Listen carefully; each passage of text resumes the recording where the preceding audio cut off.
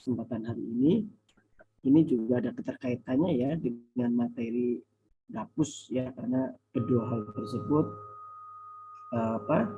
berkesinambungan ya, tidak terlepas ya oleh satu dengan yang lainnya. Ya, sebelum Bapak menyampaikan materi ini, apakah sebelumnya mungkin ya, ataupun Anda punya pengalaman tentang Gapus, tentang kutipan? Apa itu kutipan? Ya, biar semangat dong ya. Apa? Ada yang bisa menjawab atau nggak usah menjawab ya, memberikan komentar aja lah ya. Masalah benar salah itu nomor berapa, yang penting kita belajar ya. Kita saling sharing ya. Apa? Silakan. Apa yang terbesit dalam ya, terkait dengan mata kuliah ya, dengan materi ini, yaitu kutipan. Ayo guys.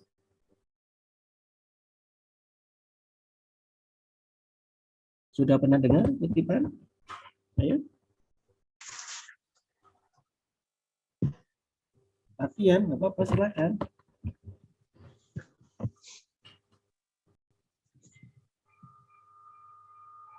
Apa ya? Pengulangan suatu ekspresi sebagai bagian dari yang lain, Pak. Oke, siapa namanya? Nabila Yulinar. Nabila. Ya. Oke, terima kasih. Betul Mbak Nabila ya, atas statementnya Mbak Nabila, betul itu ya. Siapa lagi? Silakan yang mau menambahkan Bapak. Menambahkan ya, silakan. Nah, siapa ini?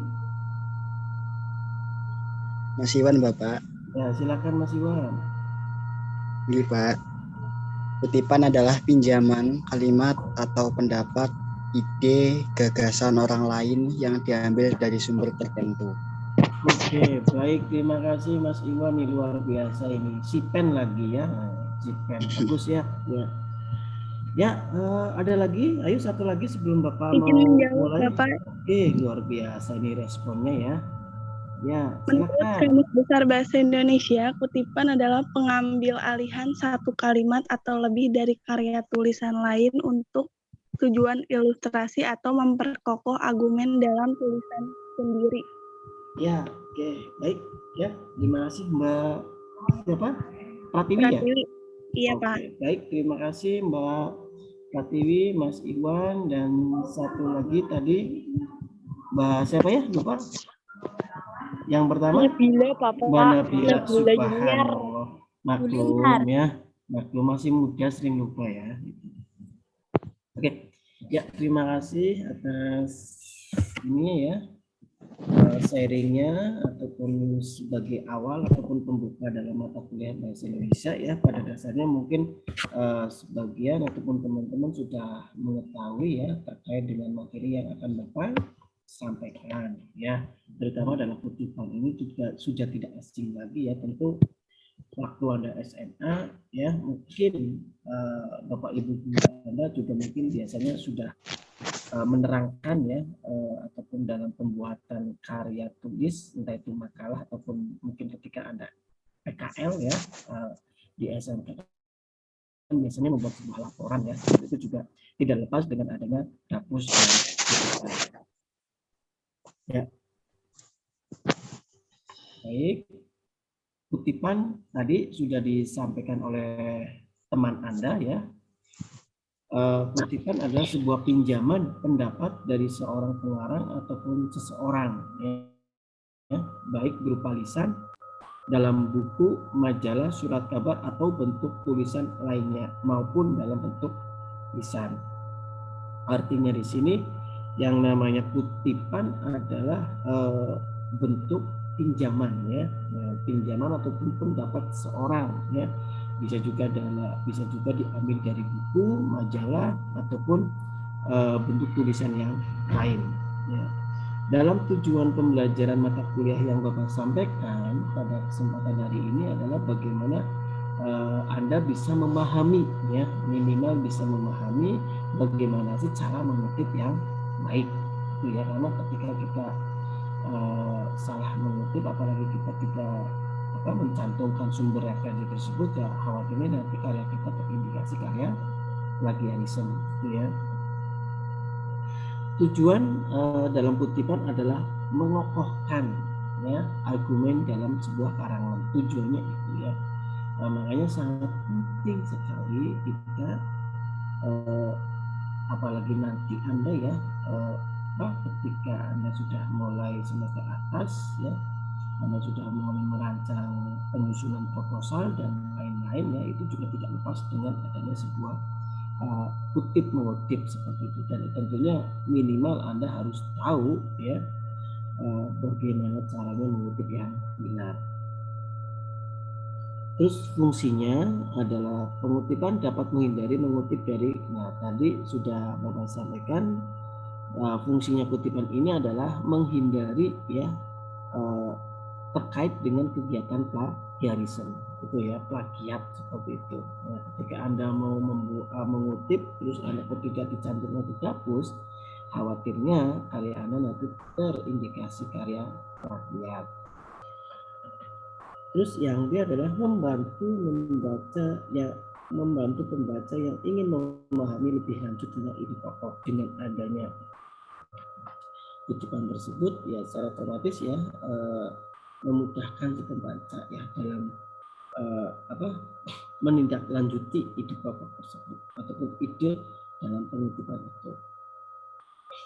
Yang C, sumber pengutipan yang digunakan dapat memberikan nilai terhadap karya ilmiah yang sedang atau telah dibuat. Dengan adanya itu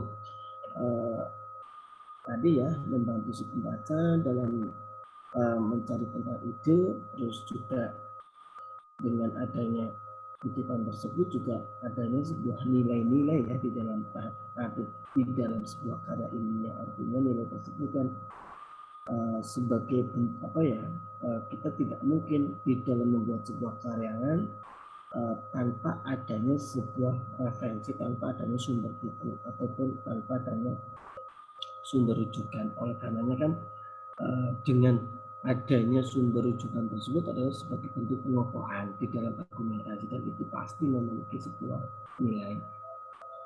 Terus pengutipan yang tepat akan mengamankan penulis pada ide orang lainnya. Salah. Nah itu ya. Nah, kalau adanya kutipan yang tepat, oleh karenanya ketika Anda ingin mengutip, Anda harus teliti dulu ya, harus pahami dulu apa yang akan Anda kutip, jangan sampai kutipannya salah gitu ya. Nah, terus yang adalah menguatkan tulisan pengutip melalui kutipan yang dimuat dalam karya ilmiah. Nah, di sini adalah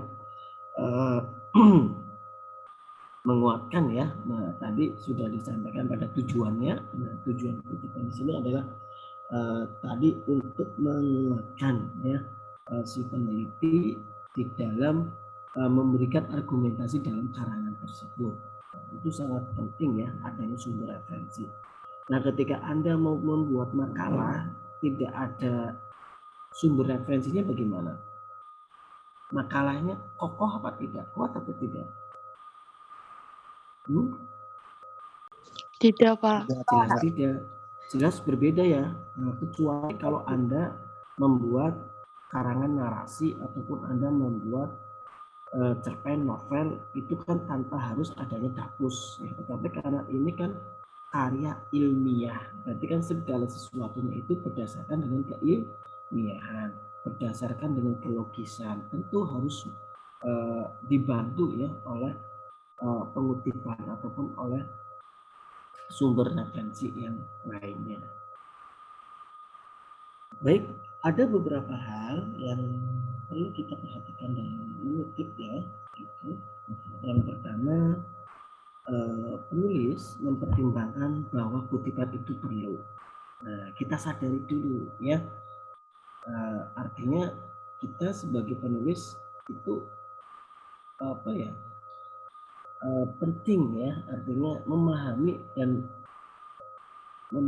betapa pentingnya sumber referensi tersebut ya untuk mengokohkan sebuah argumentasi. Nah, artinya di sini penulis mempertimbangkan bahwa kutipan itu perlu ya, itu sangat ya pasti ya, karena ini adalah karya ilmiah. Yang kedua adalah penulis bertanggung jawab penuh terhadap ketepatan dan ketelitian kutipan.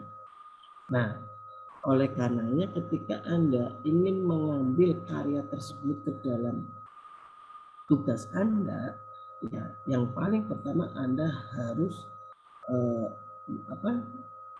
tepat dan teliti. Nah, ya, jangan sampai hanya Anda sekedar copy paste saja, tetapi tidak tahu isi yang ada di dalam kalimat tersebut. Nah, sebelum Anda mau mengutip, Anda baca dulu maksud dan isinya seperti apa, kemudian Anda baru masukkan ke dalam kutipan yang ada dalam karya Anda.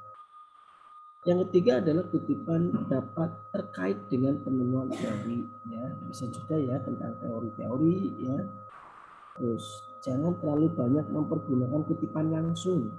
Nah, ini kalau bisa diusahakan ya, di dalam sebuah karya itu diusahakan jangan menggunakan kutipan langsung yang berlebihan. Nah, terkait dengan macam-macam kutipan nanti ya akan Bapak sampaikan pada materi ini. Nah, intinya materi ini tuh ada dua ya, kutipan langsung dan kutipan tidak langsung. Tetapi sebelum Bapak membahas tentang itu kan Bapak harus menjabarkan dulu ya. Nah, di sini kalau bisa jangan terlalu banyak mempergunakan kutipan langsung ya. Ya, kalau kutipan tidak langsung Pak, boleh Pak ya, lebih baik kutipan tidak langsung ya. Jadi di situ terkait dengan perbedaan dan lain-lainnya nanti akan Bapak sampaikan. Yang kelima adalah penulis mempertimbangkan jenis kutipan langsung atau kutipan tidak langsung, itu ya, mempertimbangkan. Jadi menurut saran Bapak sih di dalam sebuah penyusunan karya ya, kalau bisa jangan terlalu banyak mengutip kutipan langsung ya, tapi bisa lah, silakan Anda gunakan kutipan yang tidak langsung. Yang keenam, teknik penulisan kutipan dan kaitannya dengan sumber rujukan. Nah, di dalam mengutip itu juga tidak hanya sekedar copy paste terus ditaruh itu juga ada teknisnya ya, ada tekniknya, caranya, tipsnya yang baik seperti apa gitu ya, sehingga kita bisa mengutip dengan baik gitu. Ya, selanjutnya, nah, tadi ada beberapa hal yang harus diperhatikan. Terus setelah itu ada prinsip-prinsip mengutip. Nah, ada 3 hal ya dalam prinsip-prinsip mengutip. Yang pertama, mengutip tidak boleh mengadakan perubahan baik kata-katanya maupun tekniknya. Nah, artinya apa Mas? Ketika Anda ingin mengutip kutipan langsung, ya kalau kutipan langsung itu adalah kutipan yang secara langsung ambil dari teks, ya, ambil dari buku, ya, tetapi Anda tidak boleh merubah sedikit. Dalam teks tersebut terdapat mungkin ya ada kosakata ataupun ada frase yang salah, ya, tapi karena itu adalah kutipan langsung, ya Anda wajib harus mengutip itu apa adanya dan tidak boleh diubah.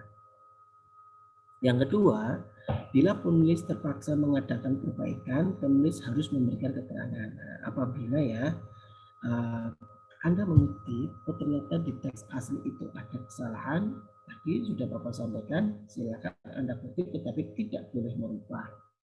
Tetapi dengan cara Anda memberikan keterangan. Ya, mungkin di kalimatnya ada yang salah nih, harusnya nggak seperti ini nih, ini kan tidak baku ini. Nah, kan wajar ya, yang namanya saja buku juga yang membuat manusia, ya pasti banyak ada kelemahannya, kelebihan dan kelemahannya itu pasti ada ya. Nah, artinya tetap Anda tulis, tetapi Anda membuat keterangan ya, seperti contoh ini ada contohnya ya, apabila Anda mengutip ternyata terjadi ada kesalahan dalam kata ataupun kalimat itu. Oke,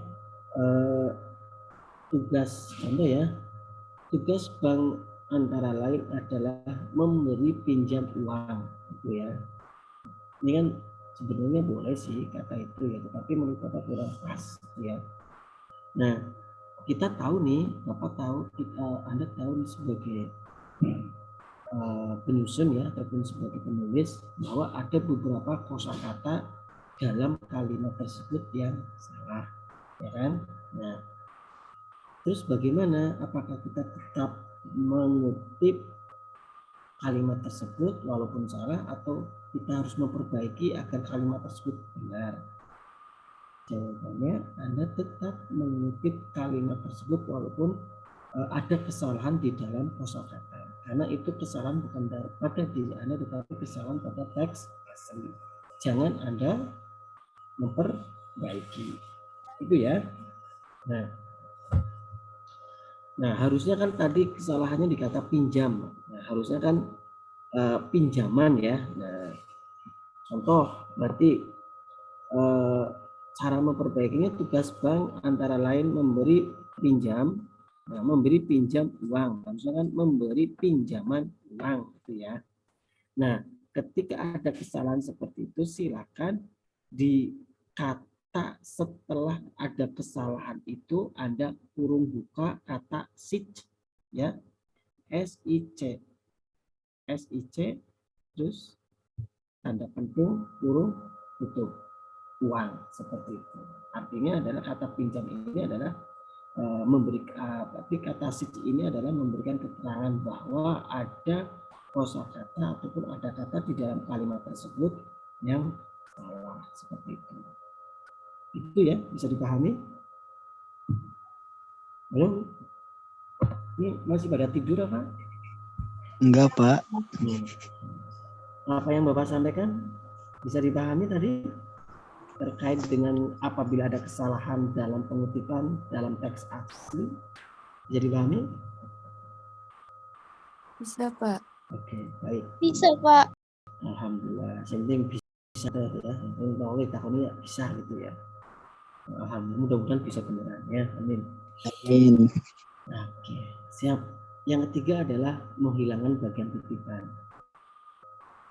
Diperkenankan menghilangkan bagian kutipan dengan syarat bahwa penghilangan bagian itu tidak menyebabkan perubahan makna.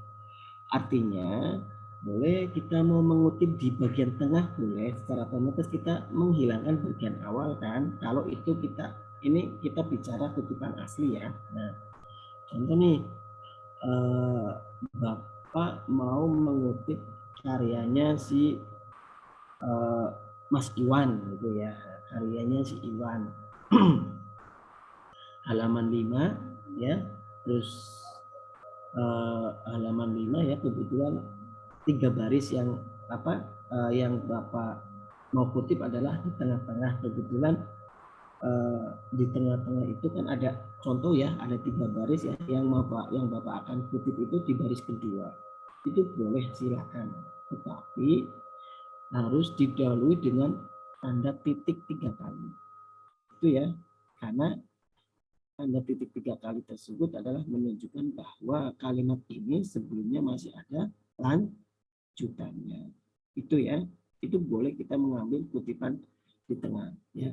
Kenapa tidak dikutip secara keseluruhan ya? Mungkin ya, karena kebetulan yang dibutuhkan itu hanya itu ya, hanya yang ada di tengahnya saja ya. Silakan Anda ambil ya, dicomot gitu.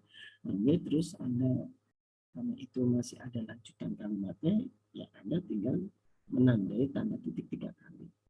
Itu. Terus cara menghilangkan bagian kutipan yang kurang dari alinea, bagian yang dihilangkan diganti dengan titik berspasi tadi ya, sudah Bapak sampaikan. Terus menghilangkan bagian kutipan yang lebih dari 1 alinea, bagian yang dihilangkan diganti dengan titik berspasi sepanjang garis margin kiri. Itu ya. Itu adalah prinsip mengutip. Artinya ini apa yang telah tadi Bapak sampaikan itu lebih kepada bagaimana cara kita ingin mengutip kutipan langsung gitu ya. Nah, ada 3 hal tadi ya. Nah, selanjutnya kita ke jenis kutipan. Ada 2 hal ya, jenis kutipan dalam pembelajaran pada hari ini. Ini terus terang saja yang Bapak sampaikan di sini adalah yang hal yang umum ya, yang banyak sekali orang menggunakannya. Gitu. Dan ini juga biasanya digunakan ketika ada dalam penyusunan makalah ataupun proposal nanti. Yang pertama adalah kutipan langsung dan yang kedua adalah kutipan tidak langsung. Untuk kutipan langsung tadi sudah Bapak sampaikan ya, kutipan di sini artinya ada pinjaman pendapat dengan mengambil secara lengkap kata demi kata, kalimat demi kalimat dari sumber teks asli. Artinya kalau kutipan langsung adalah kutipan yang diambil secara langsung dari buku asli dan tidak boleh merubah sedikit pun. Ya, tadi saya ambil bukunya Iwan halaman 3 2 baris, ya diambil bukunya Iwan halaman 3 2 baris. Dan kalimat tersebut asli, tidak boleh dirubah sedikit pun. Yang kedua adalah kutipan tak langsung ataupun tidak langsung. Namanya saja kutipan tidak langsung ya, tapi kan cara mengambilnya juga tidak langsung. Kalau kutipan langsung, tidak langsung adalah pinjaman pendapat seorang pengarang atau tokoh terkenal berupa intisari dari pendapat tersebut. Nah, kalau kutipan tidak langsung itu kita mengutip buku tersebut tetapi menggunakan gaya bahasa ataupun memparafrasekan sesuai dengan pengetahuan kita. Ya, intisarinya lah seperti itu. Kita baca, ya, terus kebetulan setelah kita baca terus kita dapat intinya lalu dimasukkan ke dalam karya kita, itulah sebagai kutipan. Itu namanya kutipan tidak langsung. Berarti kan gaya bahasanya juga jelas berbeda ya dengan kutipan langsung dan kutipan tidak langsung. Kalau kutipan langsung kan jelas ambil dari buku dan tidak boleh dirubah. Tapi kalau kutipan tidak langsung berarti sama, ambil dari buku tetapi cara mengutipnya sesuai dengan kemampuan kita, sesuai dengan apa yang kita ketahui. Tentunya bahasanya juga bahasa yang kita pahami seperti itu, ya, ataupun diparafrasekan sesuai dengan pengetahuan kita. Terus gimana bisa membedakan untuk jenis kutipan? Halo? Bisa, Pak. Ya. Nah, yang pertama akan Bapak bahas dulu jenis kutipan langsung. Kutipan langsung itu ada dua ya, ada dua macam, kutipan langsung pendek dan kutipan langsung panjang. Itu kalau kutipan langsung. Nah, kutipan langsung pendek itu terdiri kalau kutipan langsung pendek ya itu apa? Yang tidak lebih dari 4 baris ataupun 40 kata. Contoh nih, saya mau ambil kutipan dari buku, ya, kutipan langsung kan teks asli, gitu ya. Terus kebetulan kosakatanya itu tidak lebih dari 40 kata. Nah, itu namanya kutipan langsung pendek, ya. Jarak antara baris kutipan diwaspasi, kutipan diapit. Nah, kalau kutipannya kurang dari 40 kata, berarti kutipannya harus menggunakan tanda kutip, ya. Tapi kalau lebih dari 40 kata tidak. Sesudah kutipan selesai, langsung di belakang yang dikutip dalam tanda kurung ditulis sumber dari mana kutipan itu diambil dengan menulis nama singkat. Nah, ini ya, nama keluarga, pengarang, tahun terbit. Nah, ini kalau Anda mengutip kutipan langsung dari buku, jangan lupa ditulis nama pengarang, tahun, dan nomor halaman. Tadi Bapak mengutip bukunya Iwan halaman 3 ya, bukunya tahun 2015 ya, berarti ditulis Iwan Budi ya, terus kurung buka 2015.2 kurung tutup itu ya.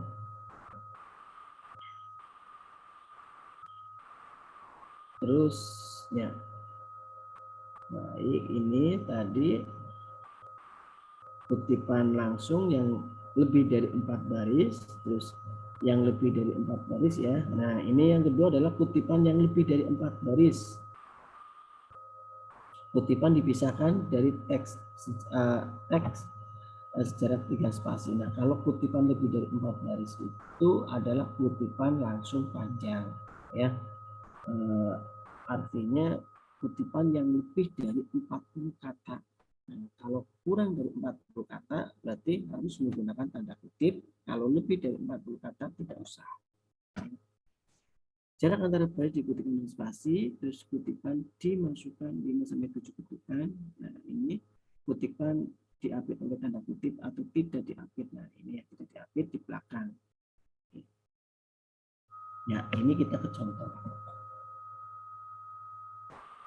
Kutipan pendek ya, nah, ataupun kurang dari 4 baris ya, ini mengacu pada apa style ya, asosiasi psikologi ya, American style ya. Nah, kemarin ya sama halnya ketika Bapak membahas tentang data pustaka ya, data pustaka juga tekniknya modelnya banyak ya, ada Harvard, ada apa style, ada Vancouver ya, terus ada asosiasi sosiologi ya Amerika dan lain-lain banyak ya, tetapi yang sering digunakan adalah Harvard.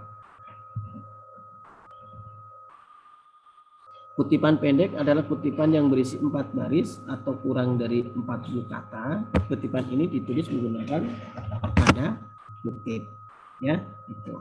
Terus tadi ya bagian IPA 2 adalah teks utama, nomor halaman, nama pengarang ya, jangan lupa ya, kalau kutipan langsung itu ada nama pengarang, terus tahun dan nomor halaman. Nah, seperti ini. Contoh nih, Bapak mengutip bukunya Subroto. Ya. Halaman ini kutipan langsung pendek ya. Nah, karena kurang dari 40 kata. Subroto terus 1990 ini adalah tahun ya. 123 ini adalah halaman yang dikutip karena kutipan. Nah, bedanya kutipan langsung sama kutipan tidak langsung. Kalau kutipan langsung itu ada nama, tahun, dan halaman. Ya, nama, tahun, dan halaman. Tapi kalau kutipan tidak langsung itu ada nama dan tahun. Ya, kalau ada halamannya berarti itu masuk jenis kutipan langsung. Nah, di sini menyimpulkan ada hubungan yang erat antara faktor sosial ekonomi dengan kemajuan belajar. Nah, di sini ya kutipannya kan sedikit, kurang dari 40 kata, makanya di sini menggunakan tanda kutip. Kalau lebih dari 40 kata berarti tidak usah menggunakan tanda kutip. Ya. Untuk peletakan nama pengarang boleh di awal, boleh di akhir, fleksibel monggo ya. Nah, kesimpulan dari penelitian tersebut adalah ada hubungan yang erat antara faktor sosial ekonomi dengan kemajuan belajar. Subroto 90-123 ini di akhir. Ya. Terus selanjutnya adalah kutipan langsung panjang, gitu ya. Nah, kutipan panjang adalah kutipan yang berisi dari lebih dari 4 baris atau lebih dari 40 kata. Ya, ditulis mendahului terpisah. Nah, biasanya seperti ini nih. Nah, biasanya seperti ini. Mengatakan, nah, modelnya seperti ini. Nah, kalau kita lihat teks aslinya seperti ini ya. Nah, ini kan kutipan langsung panjang ya, berarti lebih dari 40 kata. Berarti yang pertama adalah nama penulis, tahun, terus halaman, mengatakan, terus spasi ya, menjorok ke dalam kurang lebih sekitar 5 atau 7 ketukan ya. Nah, seperti ini. Baru dikutip ya. Nah, tapi yang model seperti ini jarang, yang halayak umum ya ataupun yang biasa umumnya seperti ini. Ya. Yang biasa umumnya seperti ini. Nah, nanti biasanya yang Anda gunakan dalam penulisan karya ilmiah ya seperti ini langsung ya. Itu. Ini adalah kutipan langsung panjang ya. Baik, apa bisa dipahami terkait dengan kutipan langsung pendek dan kutipan langsung panjang? Bisa, Pak. Oke, bisa ya. Kita santai saja ya. Tidak usah terburu-buru. Terus yang kedua adalah kutipan tidak langsung. Ya, tadi sudah Bapak sampaikan terkait dengan kutipan tidak langsung itu adalah kutipan yang secara namanya saja tidak langsung ya. Nah, berarti teknik cara mengutipnya kita membaca. Terus setelah kita membaca, kita mencari intisarinya, kemudian dari intisari tersebut lalu kita aplikasikan ke dalam karya Anda sesuai dengan pengetahuan Anda masing-masing, seperti itu ya. Walaupun ya setiap orang memiliki pengetahuan yang berbeda-beda, tetapi pada dasarnya sama ya, cuma kan mungkin berbeda di dalam redaksi saja, mungkin seperti itu ya. Samanya ketika kita bicara tentang contoh nih, kita menyimpulkan artikel ya, contoh ada artikel tentang tips-tips melangsingkan tubuh. Nah, di situ habis kita baca artikel tersebut ya tentang tips melangsingkan tubuh itu ya. Nah, habis itu kita menyimpulkan. Nah, mungkin kan satu sama yang lainnya ya pasti sama, ya cuma gaya redaksinya, gaya cara memaparkannya, karena setiap orang memiliki daya pengetahuan yang berbeda-beda. Nah, sama halnya seperti kutipan tidak langsung. Kenapa kok kalau bisa diutamakan kutipan tidak langsung ya, karena kan kutipan tidak langsung kan si penulis tersebut kan secara otomatis dia membaca, secara otomatis dia menyimpulkan, mendapatkan intisari ya, itu juga dalam mengaplikasikannya juga sesuai dengan gaya bahasa masing-masing. Artinya memparafrasekan lah kalau dalam linguistiknya seperti itu. Nah, ini contohnya. Cara kutipan jelas ya, kutipan terintegrasi dengan teks, cara kutipan spasi rangkap, kutipan tidak diapit, sesudah selesai diberi nomor kutipan. Nah, ini. Nah, kutipan tidak langsung, kutipan yang disebut tak langsung dikemukakan dengan bahasa penulis sendiri. Ya, tadi sudah Bapak sampaikan ya. Dikemukakan oleh gaya bahasa penulis sendiri. Terus untuk penulisan nama pengarangnya cukup nama dan tahun saja. Contoh Salimin tahun 90, tidak menduga bahwa mahasiswa tahun ketiga lebih baik daripada tahun keempat. Ini ya, ini tentang Salimin ya. Nah, inilah bedanya masalah antara kutipan langsung dengan kutipan tidak langsung. Contoh, kalau kutipan yang ini ya, yang pertama yang di atas ini adalah ibarat contoh kutipan tidak langsung. Kenapa? Karena ada nama dan tahun. Nah, berbeda dengan ini contoh yang kedua, ini Salimin 2010-78. Ini kutipan langsung. Kenapa? Karena ada halamannya. Bedanya itu. Kalau langsung ada halaman, kalau tidak langsung tidak ada halamannya. Tidak mencantumkan nomor halaman, tetapi cukup mencantumkan nama dan tahun. Ya, di sini untuk peletakan penulis bisa juga di awal sebelum memberikan statementnya, ataupun bisa juga di akhir. Mahasiswa tahun ketiga ternyata lebih baik daripada tahun keempat Salimin, menurut Salimin 90. Itu Mas Mbak materi yang Bapak sampaikan, dan kebetulan untuk materi kutipan sedikit ya. Aslinya sih materi kutipan cuma 2 ya. Langsung dan tidak langsung ya. Mungkin 5 menit aja Bapak menyelesaikan ataupun Bapak memberikan materi sudah selesai ya. Ini ya untuk materi pada kesempatan hari ini, materi yang tadi Bapak sampaikan terkait dengan kutipan ya. Ada 2 hal ataupun ada 2 macam, yaitu kutipan langsung dan kutipan tidak langsung. Apakah Anda bisa membedakan dari kutipan tersebut? Halo? Bisa memahami dari jenis? Bisa, Pak. Ada pertanyaan? Silakan. Ada, Pak. Silakan Mbak siapa? Perkenalkan, nama saya Sabida Fardani.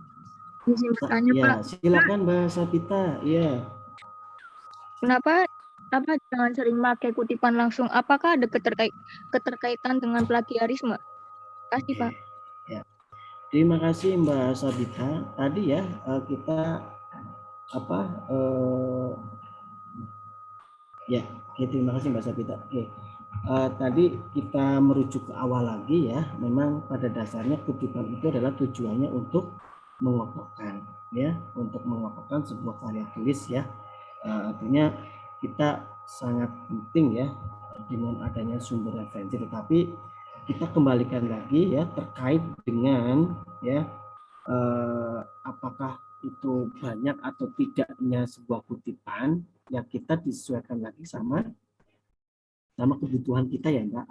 Artinya masa contoh nih kita mau buat makalah ya, nah makalahnya mungkin 2 lembar atau 3 lembar, nah, kutipannya banyak sekali. Nah terkait dengan kutipan kita kembalikan lagi kepada diri kita ya, mau banyak atau tidaknya sebuah kutipan ya kita disesuaikan dengan kebutuhan. Itu yang pertama ya. Terus tadi juga sudah Pak Adri dalam penjelasan ada Bapak juga memberikan statement ya terkait tentang kutipan langsung ya. Nah, ya kalau Bapak sih lebih baik diimbangkan saja ya, jangan terlalu banyak menggunakan kutipan langsung. Lebih baik gunakan kutipan tidak langsung. Bukannya antara baik dan tidak ya. Tapi pada dasarnya kembalikan lagi sih kalau menurut Bapak sih Bapak mau menggunakan kutipan langsung ataupun kutipan tidak langsung ataupun Bapak menggunakan kutipannya banyak ataupun sedikit itu tergantung dari kebutuhan karya, itu tergantung dari kebutuhan Bapak di dalam menyusun sebuah karya. Itu Mbak Sabita. Terima kasih, Pak. Ya, sama-sama. Ada yang lain? Silakan. Ada, Pak.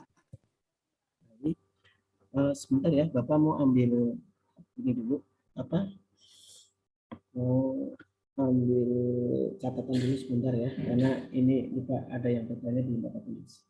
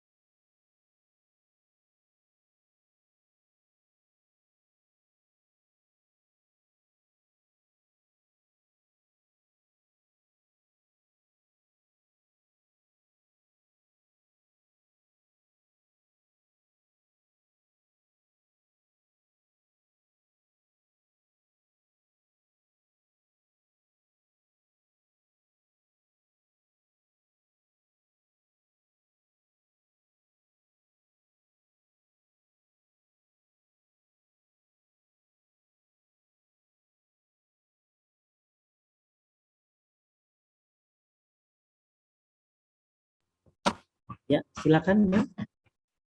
Mbak siapa? Nabila, Pak. Ya, silakan Mbak Nabila. Kalau kita misal mau buat karya ilmiah ya, Pak. Yuk. Terus semisal kayak kita tuh nyari misal majas di kayak misal novel Laskar Pelangi gitu. Apa itu termasuk dalam mengkutip, Pak? Anda mau buat apa dulu nih? Makalah atau karangan ilmiah atau sastra? Karangan ilmiah. Terus Anda mau mengutip karya novel gitu atau cerpen gitu? Ya, terus tuh kayak mengutip kayak apa ya, majas gitu, Pak. Terus Anda ngutip dari buku orang lain? Dari itu karya Laskar Pelangi. Ya. Terus dimasukkan ke dalam tugas Anda? Iya, maksudnya tuh kan disuruh buat karya ilmiah. Terus Ya. disuruhnya tuh kayak referensi dari novel, dari Laskar Pelangi. Terus tuh disuruh mencari gaya bahasa atau Ya. majas-majas. Itu termasuk untuk mengutip. Tugas apa sih, Mbak? Enggak, Pak. Maksudnya tuh pernah gitu dikasih tugas kayak gitu. Terus hasil kutipannya dimasukkan ke dalam penyusunan makalah. Iya, kayak gitu. Ya. Terus mencantumkan nggak sumber referensinya? Iya, mencantumkan. Ya, itu juga termasuk dari mengutip ya. Artinya walaupun mungkin yang dikutip kita itu mungkin karya sastra ya. Contoh nih, sama ya. Dulu kebetulan waktu skripsi Bapak ya, Bapak pakai dulu skripsi Bapak menggunakan kualitatif ya, menganalisis novel seperti itu ya. Nah, sama ya, mungkin di dalam novel tersebut ada majasnya, ada bla bla blanya tentang terkait dengan novel itu ya, tapi tetap ya artinya ketika Bapak mau mengutip ya novel tersebut ataupun isi kutipan di dalam novel itu ke dalam karya Bapak, ya tentu Bapak harus menulis ya, artinya harus mencantumkan nama kutipan tersebut di dalam daftar pustaka. Itu karena itu kan kita kan meminjam ya, dan itu juga memberikan apresiasi kita kepada penulis. Itu ya, tetap itu ya Mbak Nabila. Iya, Pak. Iya, Makasih. ya. Intinya Mas Mbak, segala bentuk apapun yang terkait dengan penyusunan karya tulis ilmiah, ya, entah itu Anda mengambil dari buku, dari jurnal, ataupun dari sumber referensi yang lain, ya, ataupun internet, ya, sebaiknya, seyogyanya Anda juga harus mencantumkan sumber referensi tersebut di daftar pustaka. Itu karena ini apa ya? Keilmiahan ya, karena yang ditulis Anda adalah terkait dengan laporan ataupun penyusunan ilmiah. Berarti kan segala sesuatunya harus ilmiah dan segala sesuatunya itu harus dapat dipertanggungjawabkan. Itu ya. Iya, Pak. Oke, terima kasih Mbak Nabila. Yang lainnya silakan. Pak, izin bertanya, Pak. Silakan Mbak Putri. Apakah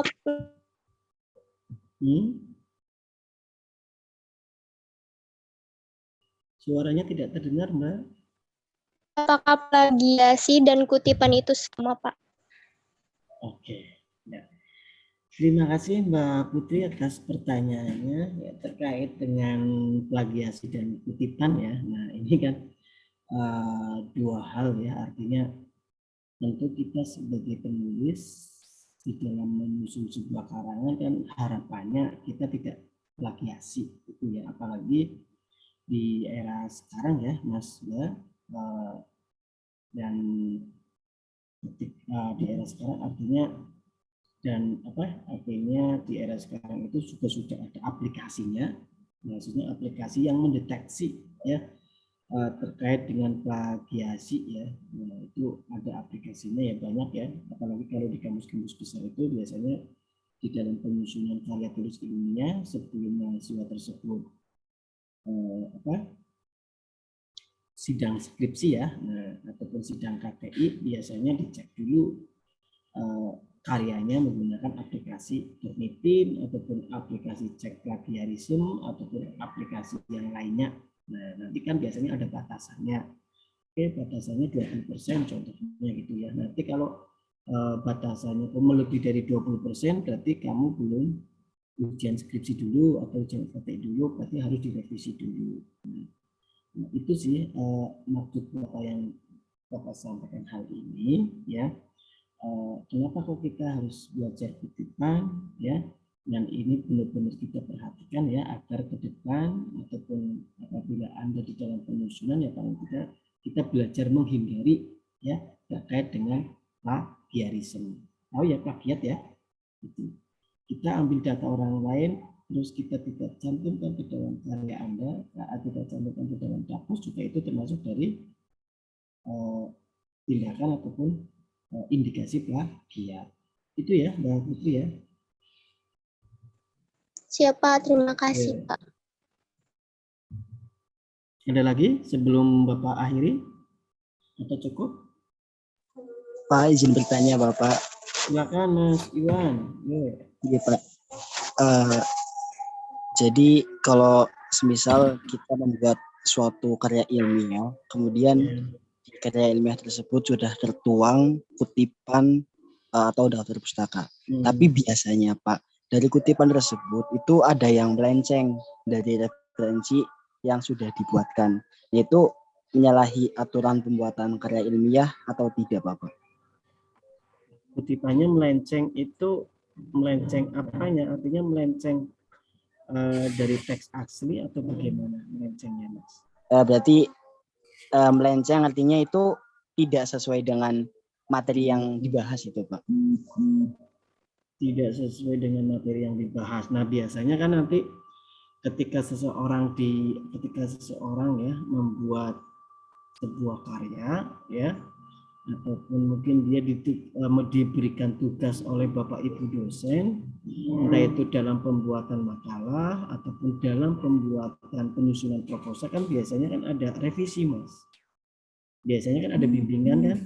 Nah, biasanya kan ketika kita sudah jadi nih, terus kita sodorkan ke Bapak Ibu dosen. Nah, di situ nanti ada revisi. Nah, kalau memang di dalam karyanya kok ada yang melenceng, ya secara otomatis harus diperbaiki kembali itu, ya. Gitu ya, Mas Iwan? Halo? Halo Pak. Oh ya Pak, terima kasih. Ya. Iya Pak. Ya.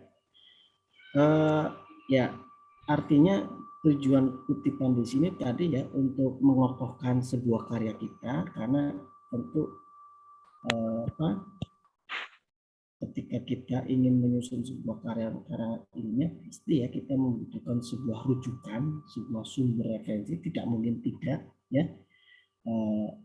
Lebih baik ya, apalagi ketika Anda nanti membuat KTI ya, diperbanyak sumber rujukan terkait dengan jurnal-jurnal keilmiahan, ya jurnal ilmiah, ataupun mungkin Anda bisa merujuk materi-materi ataupun buku-buku terkait dengan penelitian Anda ya. Biasanya sih kalau dalam penelitian ya diutamakan biasanya adalah jurnal-jurnal ilmiah ya, itu yang diperbanyak karena kan jurnal ilmiah itu kan hasil penelitian seorang ya, terus di situ kan ilmunya kita update seperti itu. Nah, ketika Anda mau menggunakan metode kan Anda harus merujuk kan, oh ini saya mau penelitian ini kan harus menggunakan metode. Nah, dalam artian menggunakan metode tersebut kan tentu Anda harus mendapatkan sumber rujukan ataupun sumber referensi. Nah, tadi makanya kutipan di sini adalah salah satu tempat untuk menguatkan diri kita di dalam menyusun. Nah, kalau di dalam sebuah karangan ilmiah kok tidak ada kutipan, tidak ada sumber referensi, ya itu dipertanyakan keilmiahannya, ya. Yang namanya, oke, matur suwun bos, oke, ini aja ke meja-meja aja nggak apa-apa, ya itu ya, sama, maksudnya berbeda dengan ketika Anda membuat cerpen ya ataupun novel, itu kan tidak perlu membuat daftar pustaka kan, karena itu kan berupa imajinasi ya, berupa imajinasi terus emotif dan lain-lain. Tapi kalau karya ilmiah kan tidak ya, keilmiahan berarti segala sesuatunya itu berdasarkan logika, berdasarkan akal sehat. Berarti kan ketika Anda mau menguatkan pendapat Anda juga Anda harus didorong oleh sumber referensi yang lain. Itu ya Mas Mbak. Cukup untuk pertemuan hari ini? Cukup Pak. Ya. Cukup Bapak. Mas Iwan selaku Sipen, jangan lupa nanti Bapak minta presensi kehadirannya ya. Siap Bapak. Ya, oke, untuk pertemuan hari ini. Ya, baik. Kiranya cukup untuk pertemuan hari ini. Sebelum Bapak tutup, ada beberapa Bapak Ya, gimana? Gimana, Wan? Boleh share materinya, Pak? Oh, untuk materi nanti ya, sekalian saja nanti. Nanti, Nanti Pak. pasti akan Bapak kasihkan untuk materi ya. Baik, sebelum Bapak akhiri pertemuan hari ini, ada beberapa hal yang akan Bapak simpulkan ya terkait dengan materi yang telah Bapak sampaikan.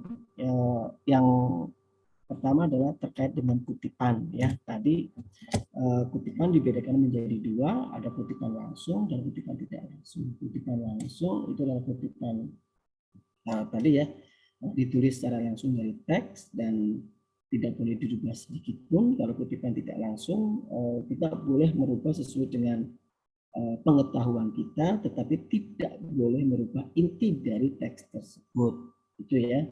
Dan tadi kutipan langsung ada dua ya, kutipan langsung pendek dan kutipan langsung panjang. Tujuannya apa? Untuk mengokoh ya, pengokohan agar karya tersebut kuat ya, karena tidak mungkin ya ketika kita ingin membuat sebuah karya pasti membutuhkan kutipan dan daftar pustaka itu sebagai sumber referensi. Baik, mungkin itu saja dari Bapak. Sebelum kita akhiri, mari kita membaca hamdalah. Alhamdulillah. Alhamdulillah. Ya. Oke.